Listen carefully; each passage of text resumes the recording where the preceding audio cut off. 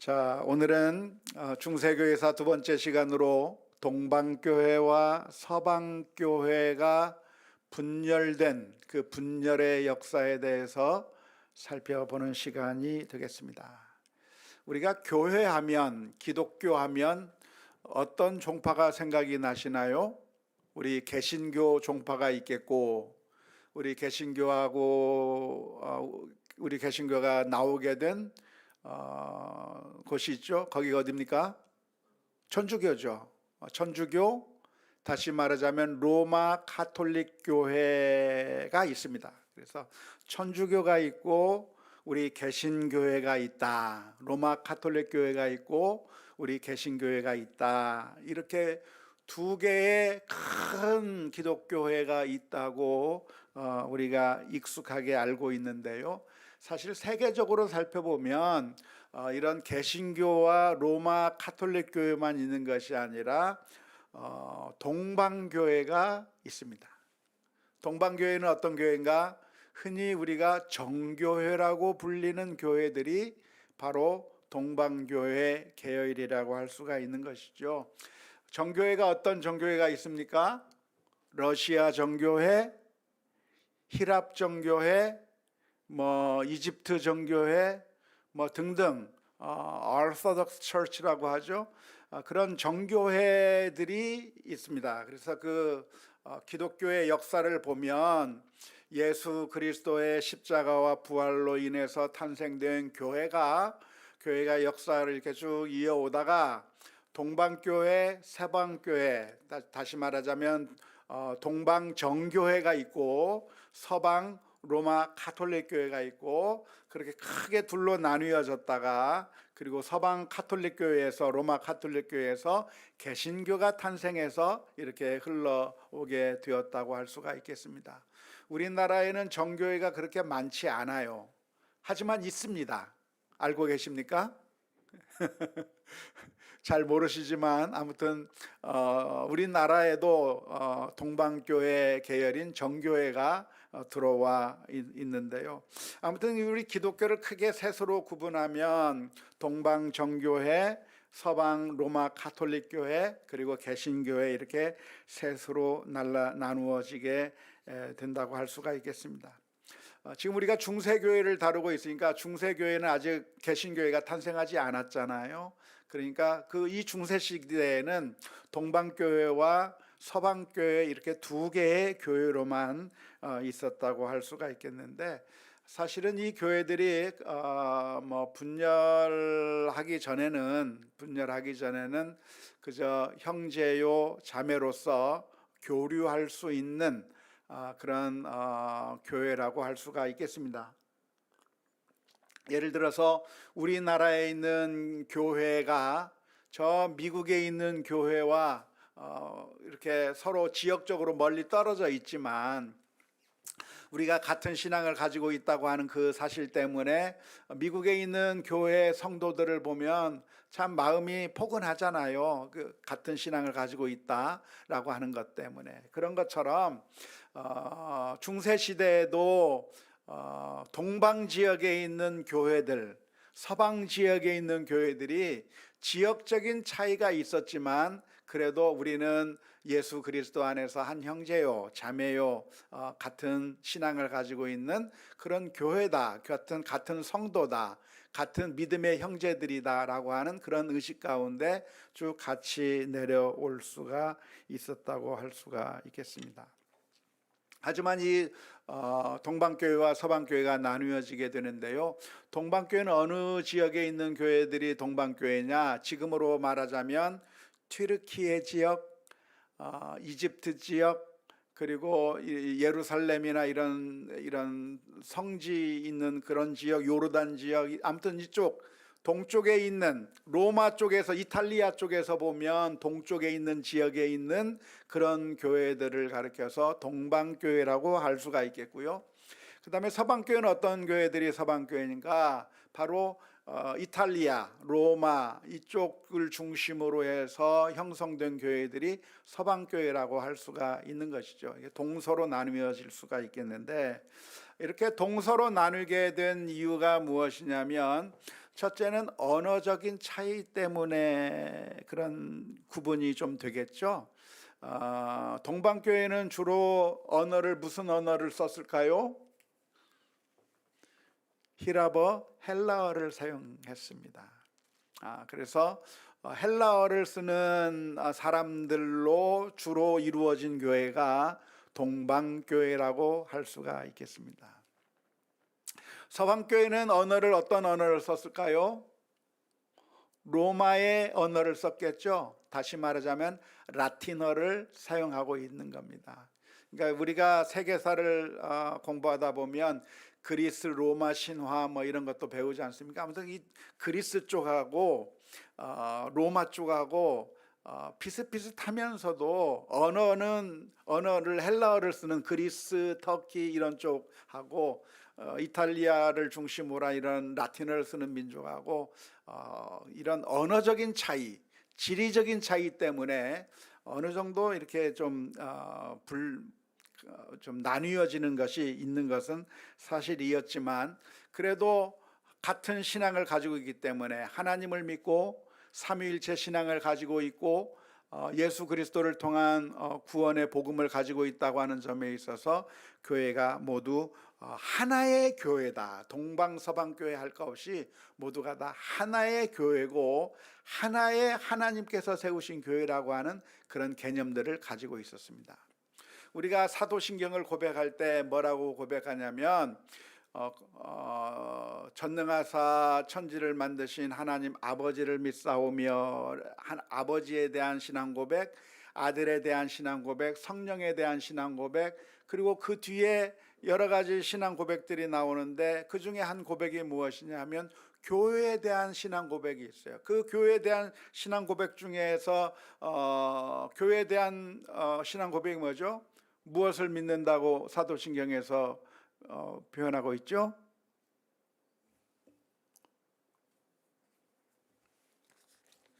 컨닝을 해봐요. 컨닝.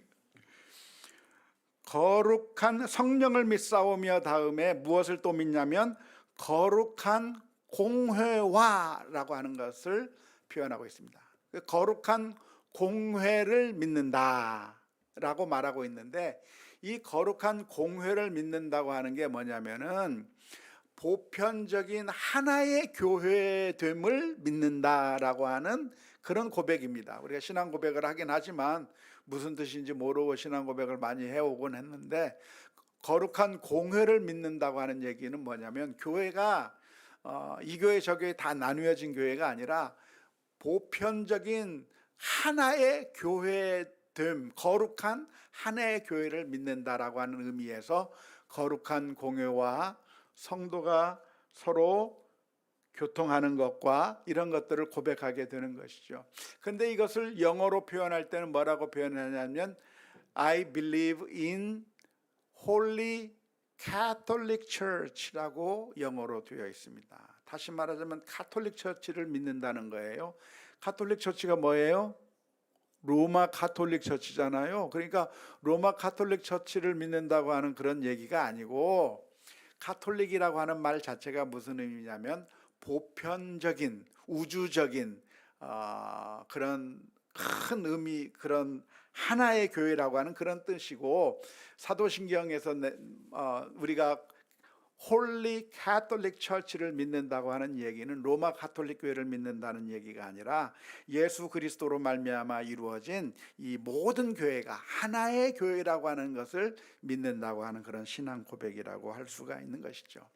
그런데 안타깝게도 교회가 분열의 역사를 거듭해 왔습니다. 어떻게 이렇게 분열하게 됐을까요? 원래는 정치적인 영향 때문에도 분열이 된 거죠. 원래는 디오클레티아누스 황제라고 하는 로마의 황제가 있었는데, 이 황제는 3세기, 4세기 초까지 있었던 황제인데, 그 황제는 로마 제국, 당시로는 로마 제국이 전 세계를 통일했지 않습니까? 이스라엘 땅까지 다 로마 지역이었는데, 그 전 세계 로마 지역을 4등분해서 넷으로 나누어서 황제 밑에 부황제, 그러니까 황제 밑에 있는 작은 황제들이 4개의 지역들을 다스리도록 분할해서 통치하도록 4개 권력으로 구분해 놓은 것이죠. 그러니까 자연스럽게 지역적인 구분이 생기게 되었습니다. 콘스탄티누스 황제가 누구죠? 기독교를 승인해 준 황제죠. 그 황제가 그런데 이 로마 제국 4개로 나뉘어졌던 그 로마 제국을 완전히 통일한 다음에 수도를 로마에서부터 지금의 콘스탄티노플로 옮겼습니다. 원래는 거기가 비잔티움이라고 하는 동네였는데 수도를 그쪽으로 옮기면서 자기 이름을 따서 자기 이름이잖아요. 노플, 도시라고 하는 그런 이름을 지어서 수도로 옮겼는데, 하지만 콘스탄티누스 황제가 온 나라를 통일했다고 하더라도 지역적인 차이가 여전히 있는 겁니다. 한쪽은 헬라어, 한쪽은 라틴어를 사용했기 때문에 그런 것이죠. 그래서 헬라어를 쓰는 사람들은 헬라어를 가지고 신앙생활을 하다 보니까 헬라적인 그 신학이 발달이 많이 된 것이고요. 라틴어를 쓰는 서방교회는 라틴어를 가지고 신앙생활을 하다 보니까 라틴어로 성경을 번역해서 그래서 라틴어를 가지고 계속 신앙생활을 해오면서 계속 진행이 잘 되어 왔었던 것이죠. 그런데 이 교회 사이에 차이점이 있는 겁니다. 동방교회는 교회가 어떻게 운영이 됐는가? 동방교회는 황제의 권력이 아주 강했습니다. 그러니까 황제의 권력이 강해서 그 밑에 있던 교회들은 황제의 명령에 순종하는 거예요. 국교잖아요. 국교니까 정교 분리가 되어 있는 것이 아니라 평신도인 황제지만 교회 일에 관여를 안 할 수가 없는 거예요. 모든 것을 황제가 교회 일에 관여하게 됐고, 그러니까 자연히 교회는 이 황제의 권력이 강하기 때문에 황제의 지시에 따라서 모든 것들이 결정이 되는 그런 시스템으로 동방교회는 발전해 나가게 된 것이죠. 그래서 교리 문제도 항상 황제가 회의를 소집해서 성직자들 다 모이라고 해가지고 성직자들 다 모이라고 해서 그래서 토의하게 하고 황제가 결정을 딱 내려주면 그게 교리가 되는 거예요. 삼위일체 교리든지 무슨 교리든지 동방교회는 황제의 힘이 세서 황제 중심으로 교회가 운영이 됐다고 말할 수가 있겠습니다. 하지만 서방교회는 어떤 교회였는가? 황제가 동방 쪽에 있으니까 이 서방 쪽은 황제의 권력이 별로 미치지 못했습니다. 대신 누가 권력을 잡겠어요? 교황이 파워를 가지게 된 거죠. 지금 말하면 로마 가톨릭 교회 교황이 있지 않습니까? 그 교황이 교회를 장악하고 교회를 그 교황이 마음대로 운영하고 있는 것이죠. 그런데 황제도 성도잖아요. 그러니까 교황의 말을 들을 수밖에 없는 것이고, 그러니까 교황이 예를 들어서 황제를 파문시켜 버리면 황제도 힘을 잃어버리고, 성도들한테 저 교황은 더 이상 우리 교인이 아니야 그래 버리면 신하들이 왕의 말을 안 들어버려요. 교황의 말을 듣고. 그러니까 서방 로마 교회는 그 교황의 권력이 굉장히 커져 나가면서 아무튼 동방과 서방의 스타일이 많이 달라진 겁니다. 뿐만 아니라 이런 문화적인 차이, 지리적인 차이, 언어적인 차이 때문에 여러 가지로 많은 차이점들이 생겼는데, 성찬식을 할 때 어떻게 성찬식을 했는가? 서방교회는 누룩이 없는 빵으로서 성찬식을 한 반면에 동방교회는 누룩이 있는 빵을 성찬식에 사용했어요. 근데 이게 아주 첨예한 문제가 돼가지고 서로 이 동방과 서방교회를 나뉘는 그런 모습일 수가 있었고요.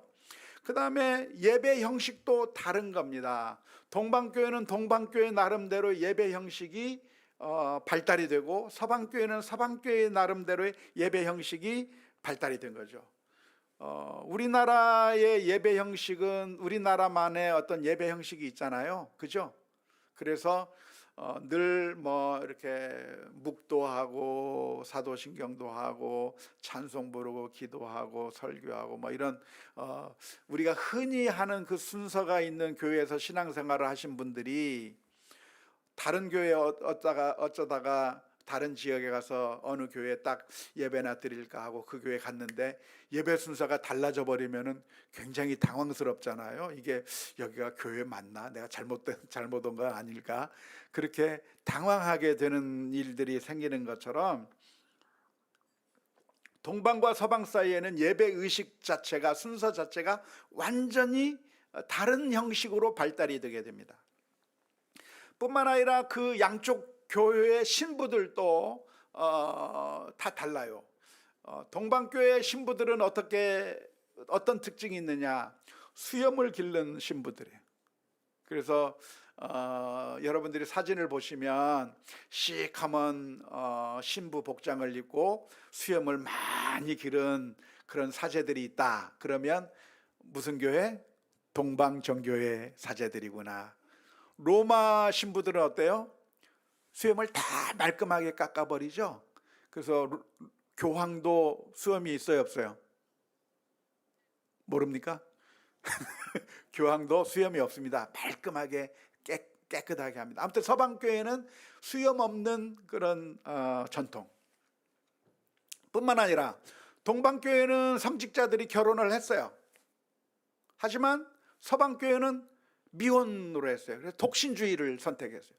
그래서 아무튼 이 지역적인 차이, 언어적인 차이, 문화적인 차이 등등 여러 가지 이유로 인해서 이렇게 독자적인 교회로, 특색 있는 교회로 발전되어 온 것이죠. 하지만 그럼에도 불구하고 우리는 하나의 교회다, 우리는 예수 그리스도 안에서 한 형제다라고 하는 그런 마음들이 다 있었습니다.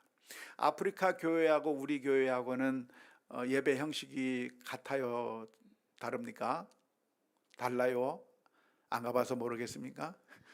아프리카에 가면 예배 시간이 한 2-3시간 된다고 하는데 막 꽹가리 치고 막 춤추고 찬양을 그냥 몇 시간 동안 하면서 예배 드린다고 해요.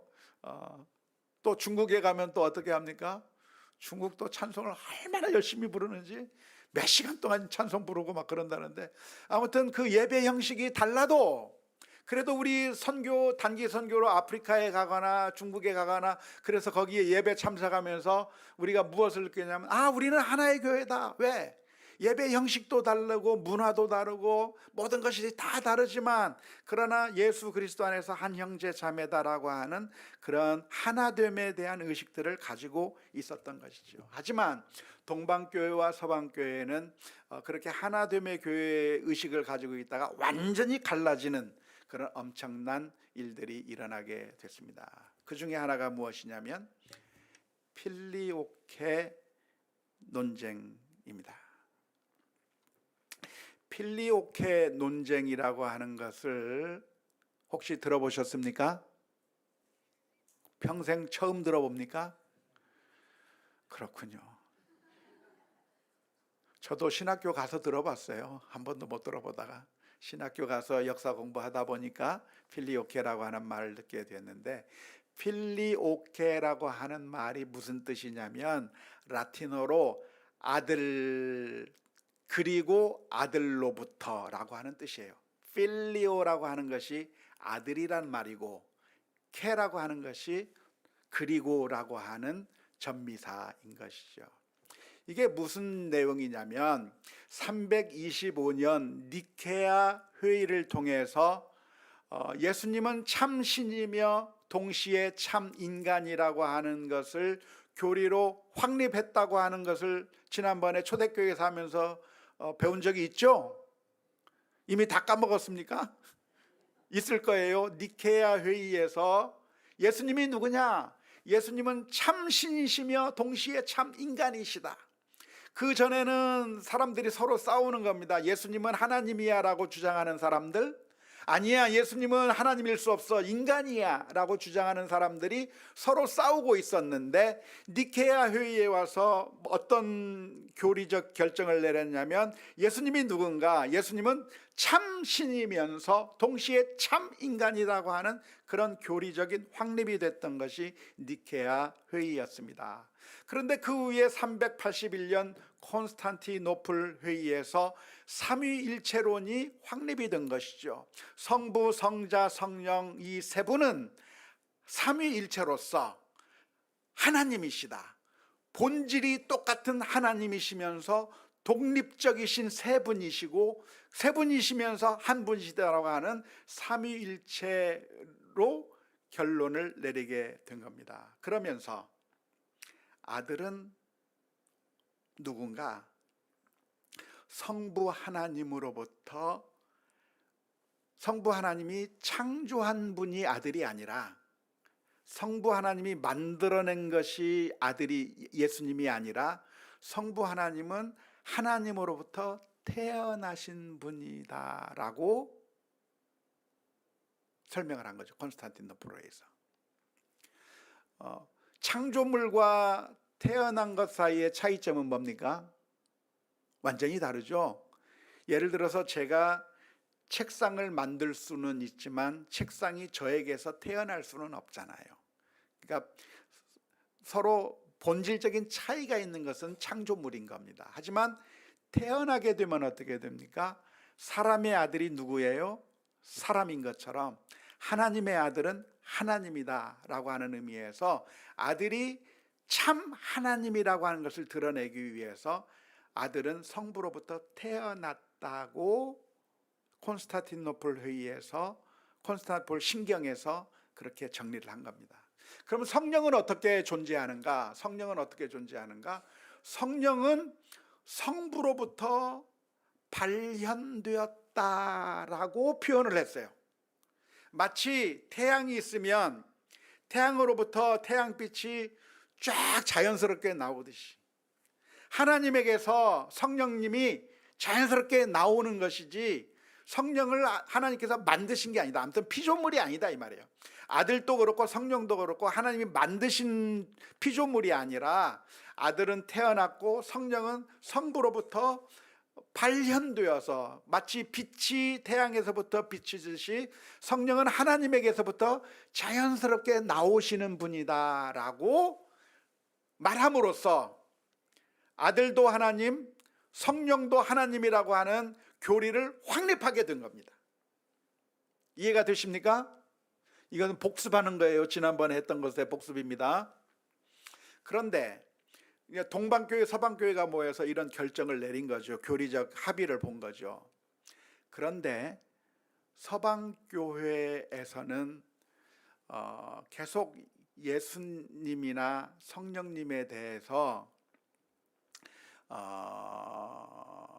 하나님이 아니라, 하나님은 오직 성부 하나님만 참 하나님이고 성자 예수님은 참 하나님보다는 못한 하나님, 성부 하나님은 진짜 하나님이지만 성자 예수님은 그 하나님보다 한 등급 낮은 하나님이라고 주장하는 사람들이 서방교회 내에 이단들이 많이 활동하고 있고 활개를 치고 있었습니다. 그렇게 아들 예수님이 참 하나님이 아니라 인간이라고 주장하는 이단을 뭐라고 배웠죠? 초세교회사 시간에 우리가 배웠는데,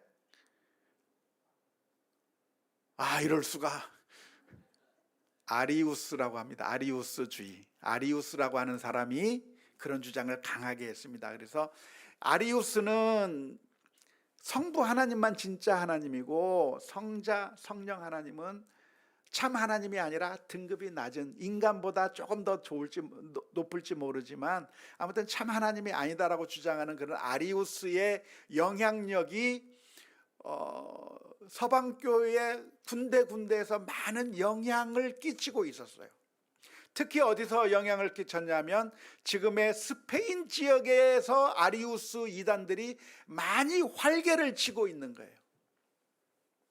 그러니까 서방교회 교황이, 서방교회 목회자들이, 신부들이 그 아리우스 이단들에 의해서 영향을 받고 있는 성도들에게 예수님이 진짜 하나님이라고 하는 것을 설명하기 위해서, 자 봐라, 우리가 니케아 회의, 콘스탄티노플 회의 이런 걸 통해서 예수님이 참 하나님이라고 하는 것을 교리적으로 확립했다라고 하는 것을 알려주면서 그 아리우스 이단들을 이렇게 설득을 시키려고 하고, 이 아리우스 이단들에 의해서 영향받은 사람들에게 자꾸 설명을 해주는데, 설명하다 보니까 이렇게 필리오케라고 하는 말을 삽입시키면 예수님이 정말 하나님이라고 하는 것을 더욱더 확신할 수 있지 않을까라는 생각이 드는 거예요. 우리는 전능하신 하나님을 믿습니다. 우리는 그 하나님에게서부터 태어나신 아들을 믿습니다.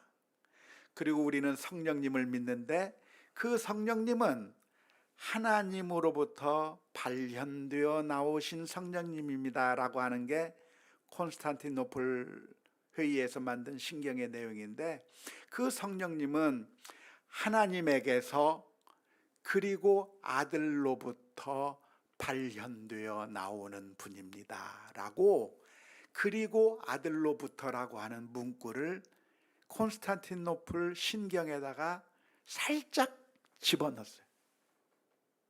그래서 가르친 거예요. 그러니까 어느 정도 소기의 목적을 이룬 것이죠. 예수님이 성령을 발현시키신 분이니까 예수님은 성부 하나님과 동등하신 분이라고 하는 것을 더 확실하게 이야기해 줄 수 있게 된 겁니다. 그래서 이 서방교회 내에서는 이 필리오케가 삽입된 사도 신경을 계속해서 교회 내에서 가르쳤어요. 하지만 그 사실을 동방교회가 알고 있었을까요? 몰랐어요.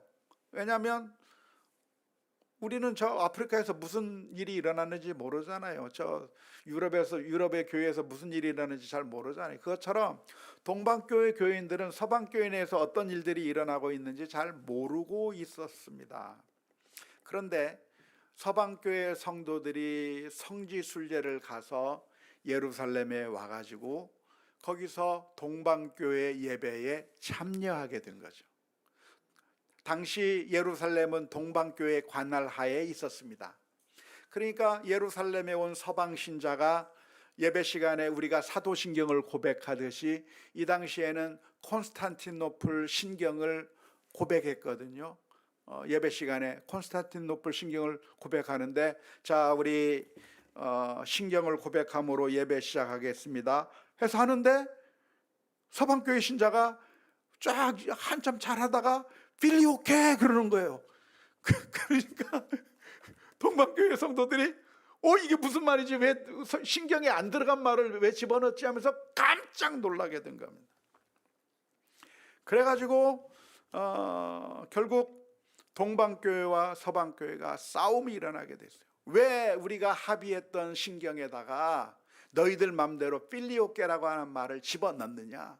그래서 동방교회와 서방교회가 서로 싸우는 일들이, 신학적으로 싸우는 일들이 한번 발생하게 되었다. 그래서 동방교회와 서방교회가 아무튼 신학적으로 분란이 일어나게 된 거죠. 근데 서방교회는 서방교회 나름대로 논리가 있는 거예요. 성부 하나님이, 성령 하나님이 성부 성자에게서부터 나오는 거 뭐 아무 문제 없다. 근데 동방교회는 우리가 그렇게 합의해 주지 않았다고 하면서 서로 싸우게 된 것이죠. 두 번째, 성상 논쟁 때문에 동방교회와 서방교회가 싸우게 되었습니다. 730년 레오 3세라고 하는 동방의 황제가 예루살렘에 가서 이렇게 딱 보니까, 예루살렘에서 있을 때 보니까 우리 교회들에게는 성상들을 많이 그리기도 하고 조각상들을 세워놓기도 하고 그 성당 안에, 교회 안에 많은 그 성상들, 조각들이 많이 들어와 있는 겁니다. 그런데 예루살렘에는 교회만 있는 것이 아니고 이슬람 교도들의 그 모스크도 같이 있었어요. 왜냐하면 지난번에 우리 십자군 전쟁에서 살펴본 것처럼 그 예루살렘도 이 모슬렘들이 점령하고 있었잖아요. 그러니까 그 자기가 이 예루살렘 쪽에서 이렇게 장군으로 있을 때 이렇게 보니까 이슬람교를 가서 이렇게 슬쩍 보니까 이슬람교도는 그 못을 그 뭐죠? 이슬람교도들의 그 모스크 안에는 성상이 하나도 없는 거예요. 모스크 가봤습니까? 거기도 안 가봤군요.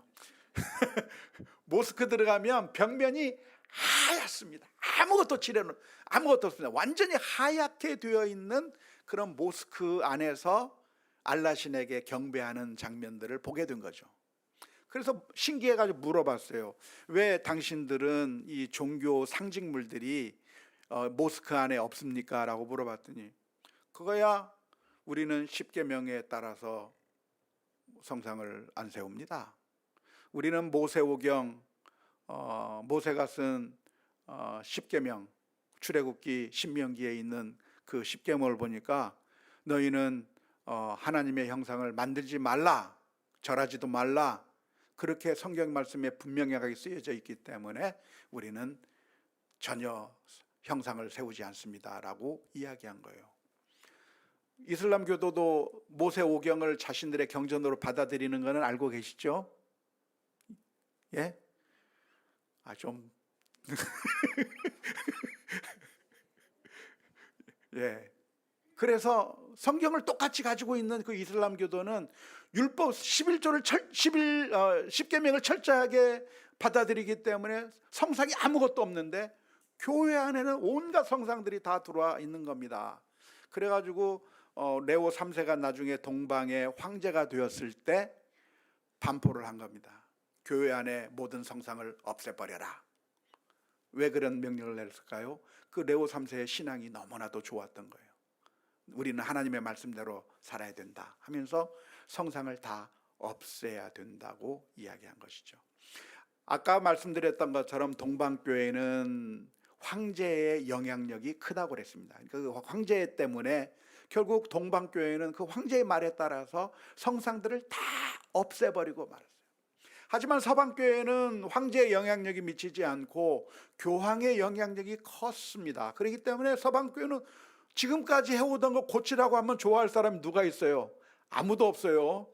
그러니까 사람들은 아무튼 고치는 거 굉장히 싫어합니다. 그러니까 막 성상을 지금까지 예배해 왔는데 성상이 있으니까 그 앞에 가서 기도도 하고 기도할 때 그 앞에서 기도하면 훨씬 더 막 은혜도 받고 그러니까 성상을 잘 사용했는데 갑자기 없애라니까 서방교회는 반발하게 된 것이죠. 그래서 동방교회와 서방교회가 성상 문제로 완전히 또 갈라지게 된 것이죠. 그런데 반전이 있습니다.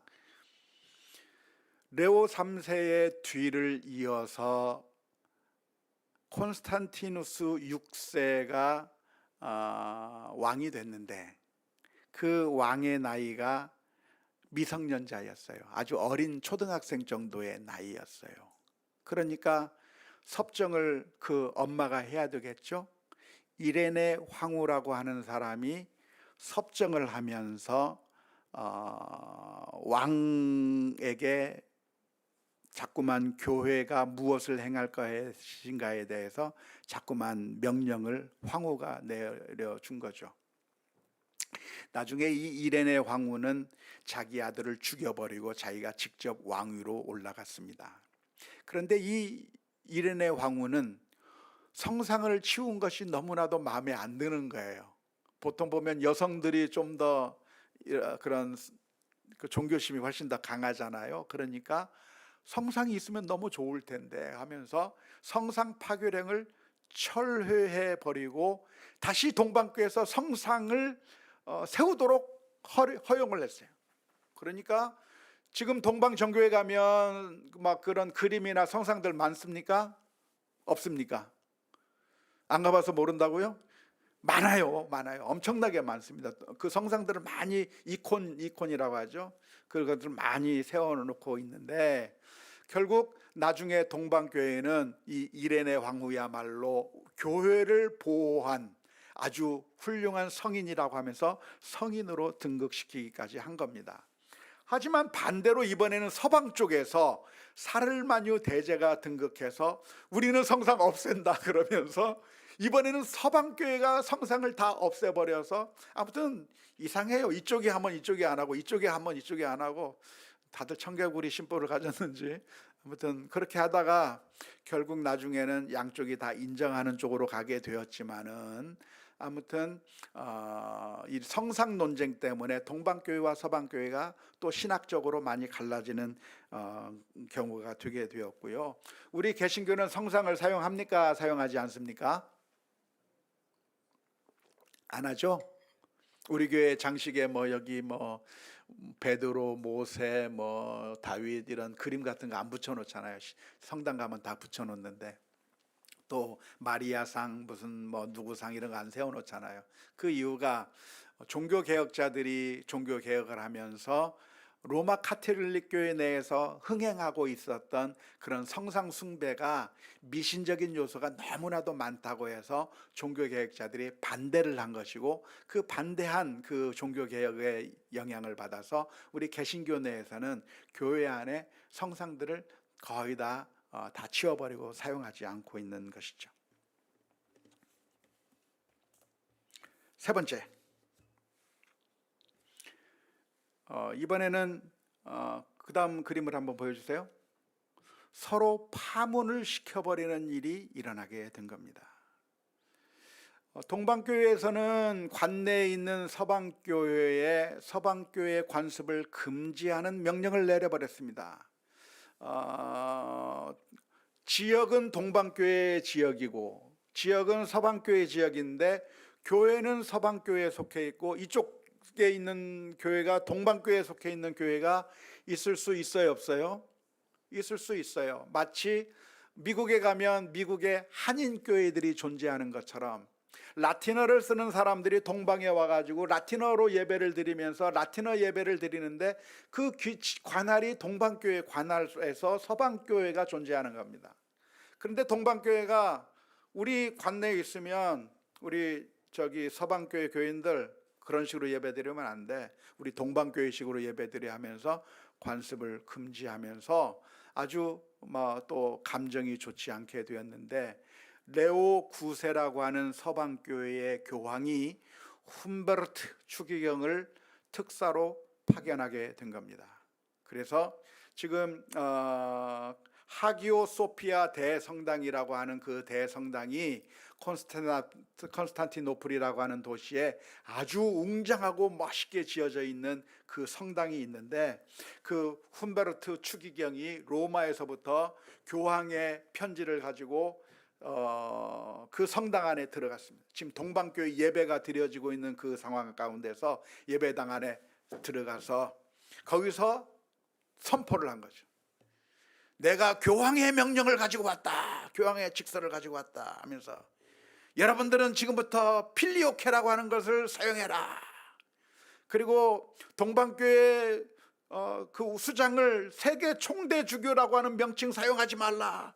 교황이 최고로 높은 거지, 니네 목사님이 최고 높은 거 아니다. 서방교회 탄압하지 말라 하면서 막 소피아 성당에서 예배 드릴 때 그러면서 그 말 안 들으니까, 자 이제부터 당신 목사님 그 신부 파문 출교 파문 출교 해가지고 다 출교장을 다 붙여버리고 발을 막 흙먼지를 하고 걸어 나온 거예요. 그러니까 완전히 동방교회 예배 드리고 있는데 가서 난리를 피우고 나온 거죠. 그러자 화가 난 미카엘 총대주교는, 동방교회 수장이죠, 동방교회 수장이었던 미카엘 총대주교는 훔베르트와 수혜영원을 쫓아가서 그 사람들한테 내가 너희들을 파문시킨다 그러면서 전부 파문시켜버린 겁니다. 좀 어디서 많이 보는 장면 아니에요? 오늘날 우리 한국교회에서도 노예가 갈라지면서 서로가 서로 면직시키고 난립니다. 막. 그런 일들이 예전에 있었던 것이죠. 그러면서 동방교회가 서방교회가 감정적으로 완전히 싸우게 된 것이죠. 그런데 마지막 결정타가 무엇인가요? 마지막 결정타가 지난 시간에 살펴본 십자군 전쟁이었습니다. 십자군 전쟁의 출발은 동방 황제가 서방교회 교황에게 좀 십자군을 일으켜서 좀 도와달라고 요청했던 것으로 시작된 것이 십자군 전쟁이었습니다. 그런데 잘 아시다시피 지난 시간에 우리가 배웠다시피 십자군 전쟁을 하기 위해서 베네치아에 모였는데 돈이 없는 겁니다. 그래서 못하겠다고 하고 있을 때 동방 나라의 황제가 되지 못했던 사람이 아쉽게도 밀려서 황제가 못된 사람이 십자군에게 돈을 주면서 나를 위해서 이 황제를 쫓아내주면 내가 돈을 주겠다 해가지고 십자군이 이슬람과 싸운 것이 아니라 서방교회의 십자군이 동방교회를 쳐들어가서 동방교회 신부들을 다 죽이고 그러면서 결국에는 완전히 동방과 서방이 완전히 나뉘어지게 돼. 이건 지나갔으니까 치워주시죠.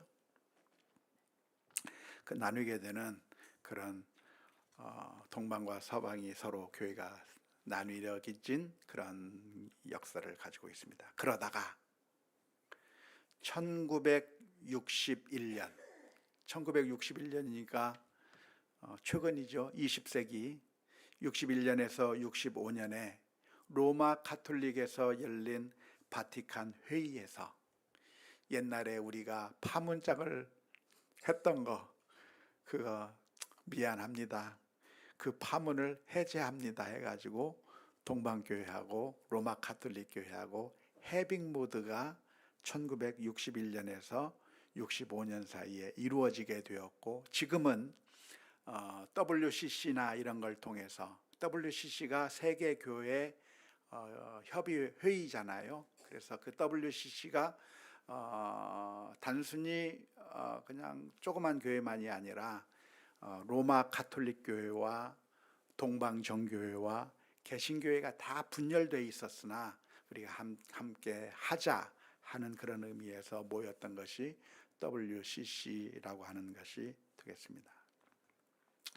자, 안타깝게도 교회가 분열되고 있는데 지금까지 그 분열을 보면 그 분열의 이유가 무엇이었습니까?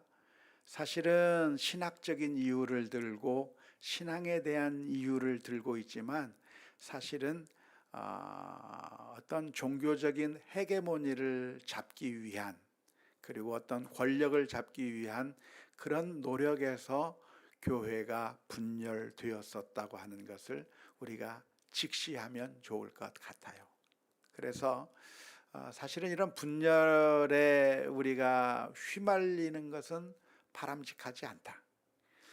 종종 우리는 그 싸움을 마치 의와 사탄의 싸움으로 그렇게 포장할 때가 많이 있잖아요. 그러니까 지금 서로 파문장을 하면서 우리는 옳고 상대방은 그르고 하면서 서로 싸우는 일들이 자꾸 벌어지면서 그렇게 싸움이 일어나게 되었는데 성경 말씀에 보면 예수님께서 우리가 서로 하나 되기를 서로 사랑하기를 바라고 계시는 그런 말씀이 있는 것을 보면서 우리가 서로의 차이점이 있지만 그 차이점들을 가지고 서로 갈라서는 이유가 아니라 서로 인정하면서 그래서 평화를 모색할 필요가 있다고 하는 점을 우리가 기억하지 않으면 계속해서 싸우다가 피차 물고 먹으면 서로 싸우고 피차 물고 먹으면 어떻게 할까 조심하라. 망할까? 조심하라라고 하는 것이 성경 말씀이에요. 역사상 모든 패망은 어디서부터 왔는가? 외부의 침입에 의해서 나라가 망한 게 아니에요. 역사가들이 하는 말이 무엇이냐면, 외부의 침입에 의해서 한 나라가 망하기 전에 이미 그 나라 안에서 서로 싸우면서 내부적으로 먼저 무너져서 그 나라는 무너졌다고 합니다. 외부의 침입이 없는 때가 없죠. 항상 있죠. 하지만 안에가 일치가 된다고 한다면 외부의 침입을 이겨낼 수 있는 겁니다. 하지만 안타깝게도 교회 안에서 우리가 분열을 하고 다투게 되는 경우가 굉장히 많아요. 그런데 그 원인이 사실은 아무리 좋은 말로 포장한다고 해도 사실 그 밑에 있는 그 악한 동기들에 대해서 우리가 바라보아야 되는 것이고, 우리가 참 싸우게 된다고 한다면 피차 멸망할 거라고 하는 그 사실을 우리가 늘 기억하면서 조심해야 될 것이라고 믿습니다. 안타깝게도 믿음이 좋다고 하는 사람들이 엄청나게 싸워요. 그래서 우리의 진짜 신학을 보존하겠다고 하던 사람들이 싸우고 나와가지고 또 있으면서 또 선명성 경쟁을 해서 또 자기들끼리 싸워서 또 나누어지고, 또 그 안에서 또 선명성 경쟁을 하면서 또 싸우고 나누어지고 해서 완전히 흐지부지해져 버리는 그런 경우를 우린 역사에서 많이 보게 됩니다. 물론 우리가 우리의 신앙을 잘 확립하고 믿음을 타협하지 않고 우리의 바른 신앙을 제대로 가지는 것은 아주 중요하다 하겠습니다. 하지만 우리 주변에 있는 우리보다 좀 교리가 좀 빈약한 사람들, 빈약한 교회들, 저건 좀 약간 부족한 것들, 그러니까 우리랑 전혀 상종도 못할 사람들이다라고 자꾸만 갈라치기를 하게 되면 결국 망하게 되는 것이거든요. 부족해도 감싸야 할 필요가 있는 겁니다. 그래서 교회가 하나됨을 유지해 나가는 것, 우리 교회도 마찬가지입니다. 이거 지금 교단과 이런 교파의 이야기를 했는데, 그것이 아니라 우리 교회도 사실은 이런 위험성들이 충분히 있다고 하는 것을 기억하면서 교회가 바르게 나갈 수 있도록 하나됨을 유지하기 위해서 많은 노력을 해야 될 줄로 믿습니다.